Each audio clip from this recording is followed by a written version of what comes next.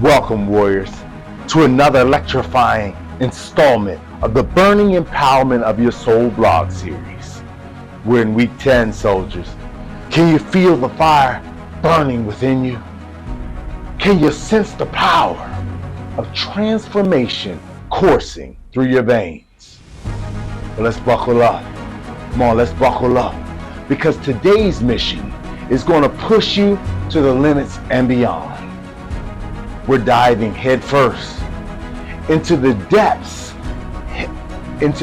of encourage and build. And I don't just mean a casual pat on the back of your neighbor. Oh no. We're talking about lighting a blazing inferno of motivation, inspiration, and support that will ignite the souls of all those that we come across in our lives. Listen up, troops. Listen up, soldiers. We're on a mission to fulfill a commandment laid out in the Bible. 1 Thessalonians 5:11. Therefore, encourage one another and build one another up, just as you are doing. Now, that's just not a suggestion that was laid out by God. People, that's a direct order from the highest authority, our God Almighty. Now, let me ask you this. How do you plan on lifting each other up? How do you plan on shouldering the burdens of your fellow comrades, your fellow teammates, when they stumble and they fall? Now picture this. You're in the trenches of life, surrounded by your brothers and your sisters in arms. The enemy is fierce. The battle is raging. But together, we stand stronger, much stronger together. But what if? What if no one ever lifted you up? What if no one ever was there in your time of need, and no one ever offered a helping hand when you needed it most? Yes, it's a chilling thought, isn't it? But fear not, for we are not alone in this fight. We are a unit, we're a team, we're a community that will lift each other up even higher, to push each other even further, to push each other beyond the next level. Come on, let's bond together. Yes, I know in life, tumultuous journey, there will be moments when people let us down, when they may inflict pain among us, and they may even disappoint us to the utmost portions of our mind. Yet in Romans 12:14, it urges us to rise above bitterness, resentment, and bless those that hurt us, instead of harboring curses in our hearts. When we choose to bless rather than curse, we not only free ourselves from the chains of negativity, but also open ourselves to abundantly blessing that God has for us. Now we have to walk in victory, walk in encouragement. Picture this. Amidst the trials and tribulations of life, there are those that have stood by us, who offered a helping hand in our darkest hours. But what if they had succumbed to their own hurt and their heartbreaks and their resentments? What if they had chosen to withhold their kindness and their generosity? Well, where would we be if they did that? It's a sobering thought, isn't it? Now, join this empowerment movement. Those that have not must subscribe to this blog as of right now. Join this community.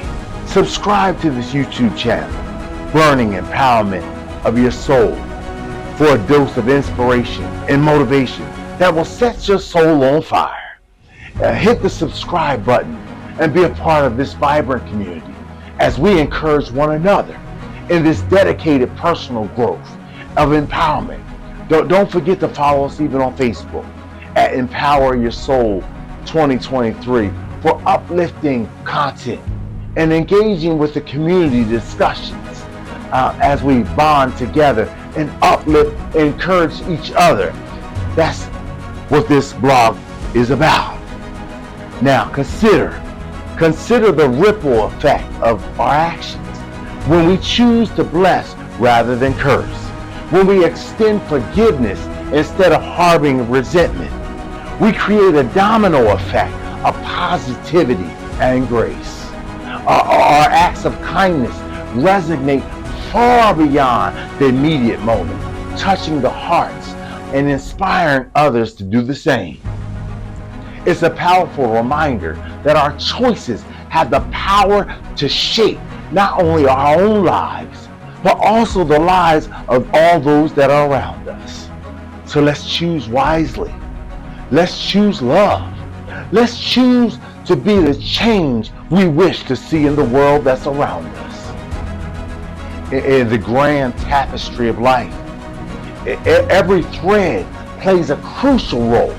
We play a big factor in the plan that God has for us and the world that's around us.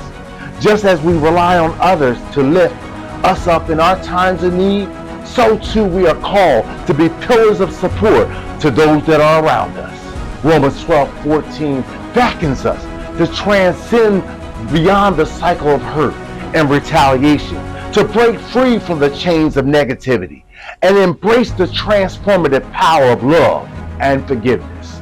For in the blessing those, instead of hurting those, it extends grace where there could be condemnation. We not only honor God's commandment, but we also pave the way for a brighter and more compassionate world. We have to be the change. We have to be the encouragement. Yes, soldiers, I hear these questions coming to your mind. I can hear it what's in right now, brewing what's in the tip of your tongue. These questions, yeah, why should I help others when so many have let me down? I'm so glad you asked that question, soldier. I can hear your doubt, but let me remind you of the words of Maya Angelou, who said, I have learned that people will forget what you said. People will forget even what you do, but people will never forget how you make them feel. Even in the face of disappointment, our actions, yes, our actions have the power to uplift and inspire. And even as Martin Luther King Jr. said, and he stated famously, life's most persistent and urgent question is, what are you going to do for others? It's about rising above our own experiences and embodying the kindness and compassion we wish to receive. I know the other question would be, shouldn't I just let these people learn on their own? Let time prevail? I understand the temptation to stand back and let others fend for themselves. But let me also ask this question to you. Would you deny someone a lifeboat in a stormy sea? As Denzel Washington once said, at the end of the day, it's not about what you have or even what you have accomplished. It's about what you have. It's about who you've lifted up, who you made different or better. It's about what you have given back. Because our journey isn't about personal success. It's about lifting others up along the way.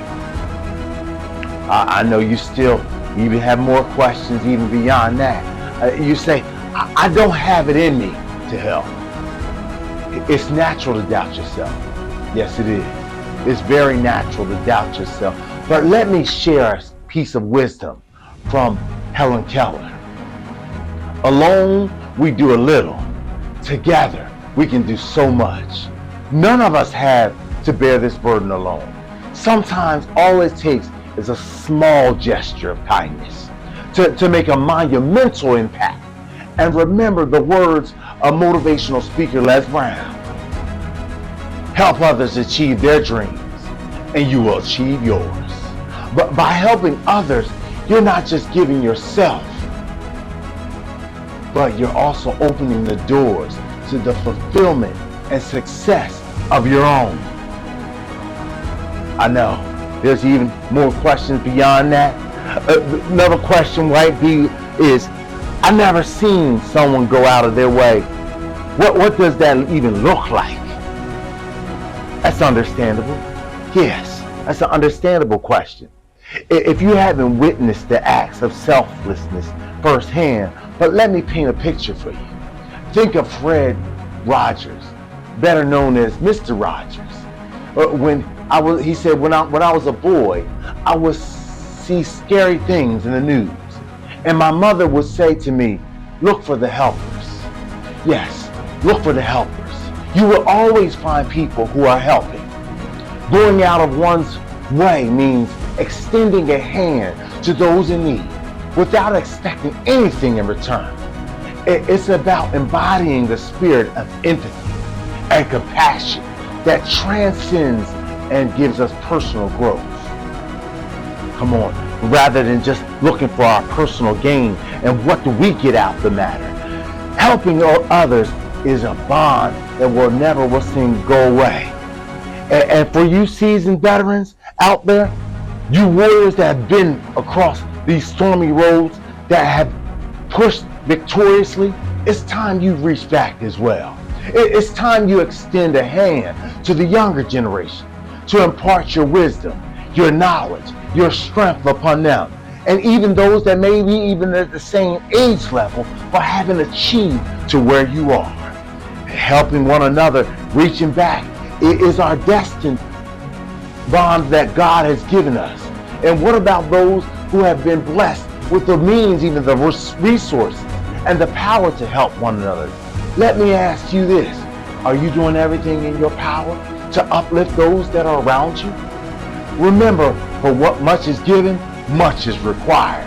It's not enough to simply sit back and watch from the sidelines. It's time to roll up your sleeves and to get in the trenches and to make a very tangible difference in someone else's life. Now let's dissect the verse once more. Therefore encourage one another and build one another up, just as you are doing. That's not just a suggestion, folks. That's a battle cry. It's a call to arms, to lift each other up higher, to support each other's dreams, and to build a community grounded in love, in compassion, and in an unwavering strength of bond and unity together. So are you ready to step up to this challenge? Are you ready to be a part of the change? Are you ready to be the beacon of hope in someone's darkest moment? Are you ready to encourage and build each other up instead of tearing each other down? Are you part of the 1,000 roaring lions? Because together, there's nothing we can't accomplish. So let's rally up together. Let's lift each other up higher, and let's make week 10 the most impactful one even yet. Take care, my friend. Take care, my family. Take care of each other. Build each other up. Encourage one another. God bless. See you next week, Monday at 12.